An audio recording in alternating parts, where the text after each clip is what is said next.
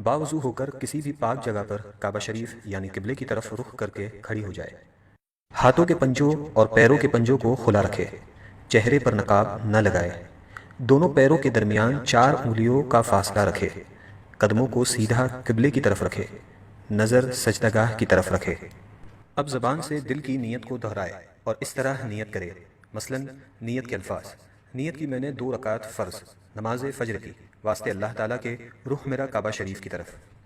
نیت کے الفاظ زبان سے ادا کرنا فرض یا واجب نہیں بلکہ مستحب ہے۔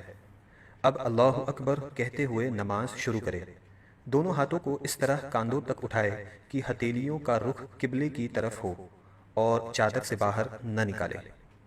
ہاتھوں کی انگلیاں نہ ملی ہوئی ہو اور نہ زیادہ کھلی ہوئی بلکہ اپنی حالت پر یعنی نارمل رکھے۔ ہاتھوں کو کانوں تک نہ اٹھائے۔ اب دونوں ہاتھوں کو نیچے لائے اور الٹی ہتھیلی سینے پر چھاتی کے نیچے رکھ کر اس کے اوپر سیدھی ہتھیلی رکھے۔ اب ثنا پڑھے۔ ثنا پڑھنا سنت ہے۔ ثنا کے بعد تعوذ اور تسمیہ یعنی اعوذ باللہ من الشیطان الرجیم بسم اللہ الرحمن الرحیم پڑھے۔ اس کے بعد سورہ فاتحہ پڑھے اور قرآن کی کوئی بھی چھوٹی سورہ یا 3 چھوٹی آیات یا 1 بڑی آیت پڑھے۔ اب اللہ اکبر کہتے ہوئے بغیر ہاتھوں کو اٹھائے رکوع میں جائے۔ رکوع میں تھوڑا جھکیے یعنی اتنا کہ ہاتھ گھٹنوں پر ہو، زور نہ دیجیے اور گھٹنوں کو نہ پکڑیے اور انگلیاں ملی ہوئی اور پاؤں جھکے ہوئے رکھیے۔ مردوں کی طرح خوب سیدھے نہ کرے۔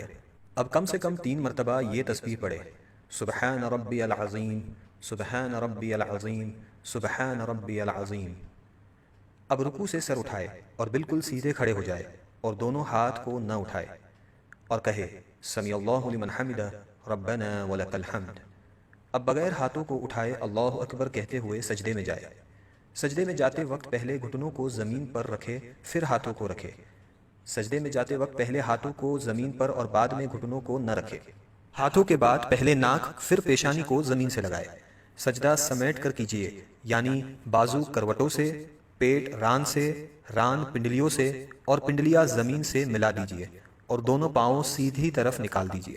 اب کم سے کم 3 مرتبہ یہ تسبیح پڑھے: سبحان ربی الاعلی، سبحان ربی الاعلی، سبحان ربی الاعلی۔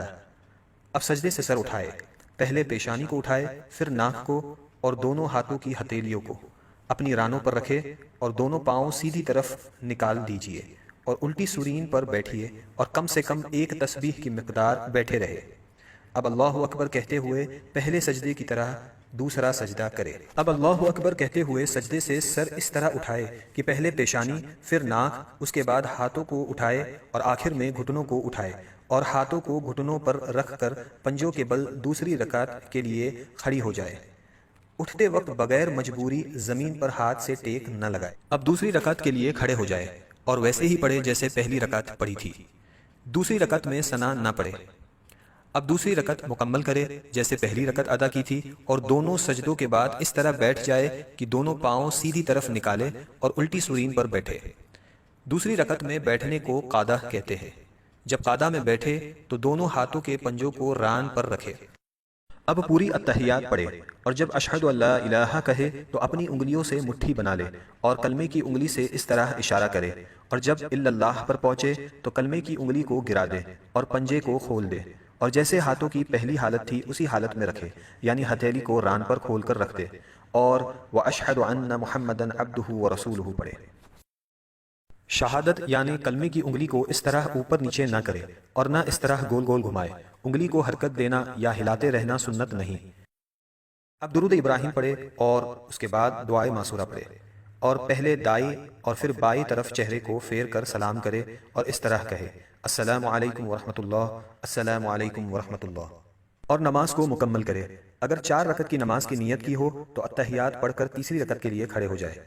اگر فرض نماز پڑھ رہی ہو تو تیسری اور چوتھی رکعت کے قیام میں بسم اللہ اور الحمد شریف پڑھے، سورت ملانے کی ضرورت نہیں، اور اگر سنت یا نفل ہو تو الحمد کے بعد سورت بھی ملائے، اور اگر نفل نماز 4 رکعت پڑھے تو تیسری رکعت میں ثنا بھی پڑھے۔